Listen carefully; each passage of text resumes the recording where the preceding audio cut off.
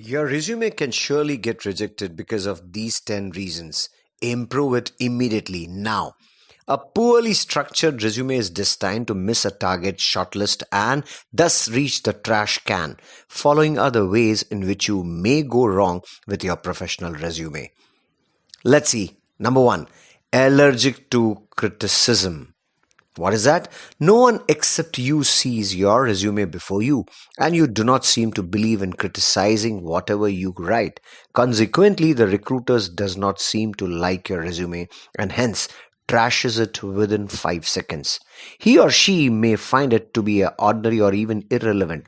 Other job applications who actually got a shortlist had their resumes well polished, having input from multiple associates. Number two, filling in too much. Remember, you may choose to explain the whole of your career in your amazing resume that is 6 pages long.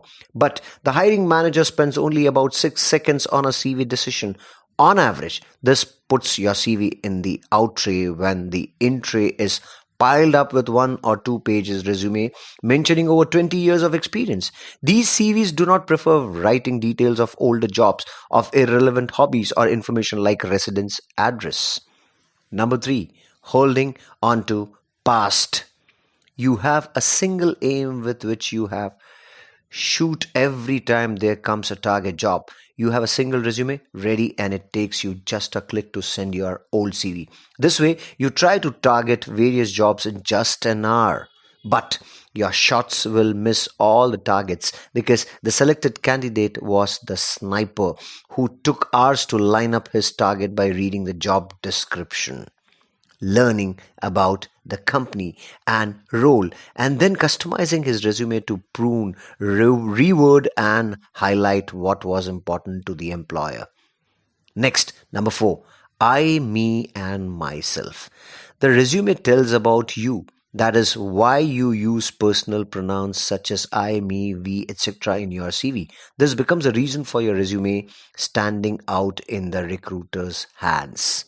But for not so right intentions, work experienced people who write resumes regularly know that it is not advisable to use any personal pronoun in the subject or object of a sentence. Instead, they present information in bullet points in an active voice.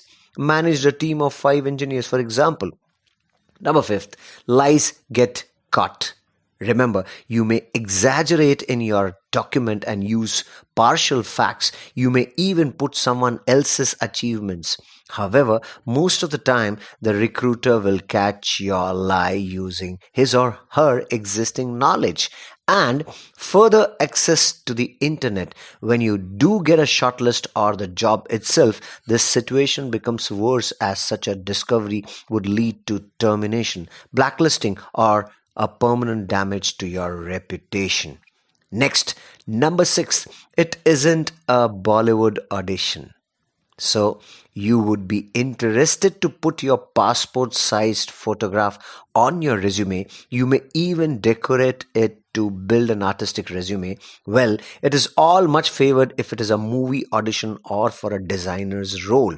For any other purpose, the applicant tracking system ATS would reject your resume as it will find it unreadable, after which the recruiter also overlooks it for a standard and professional resumes without any pictures and designs.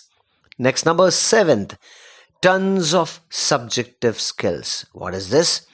The job description is calling people with diligence and professionalism. Following this, you throw these words into the mix of your resume. No one denies, in fact, agrees that you are hardworking and smart too. Yet, your resume is not likely to be on the recruiter's desk.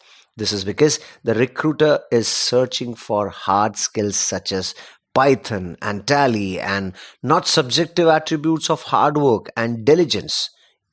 Hope you get it. Next, number eight, being proud. Self-boosting.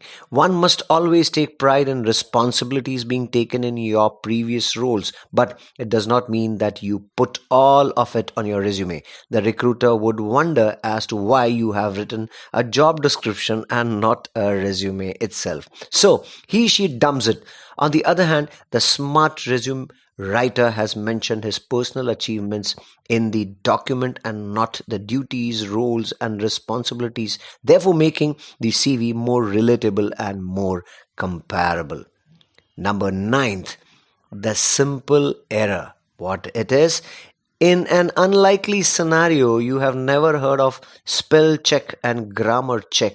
So your resume contains some extra digits or wrong dates or even incorrect contact details. So you do not check what has been drafted. However, the recruiter does not seem to understand why your phone number is unreachable. With these errors and typos, she would assume that the job is not that important for you. And number 10th, non quantification. Words are your friends, and hence your resume becomes all poetry but no quant.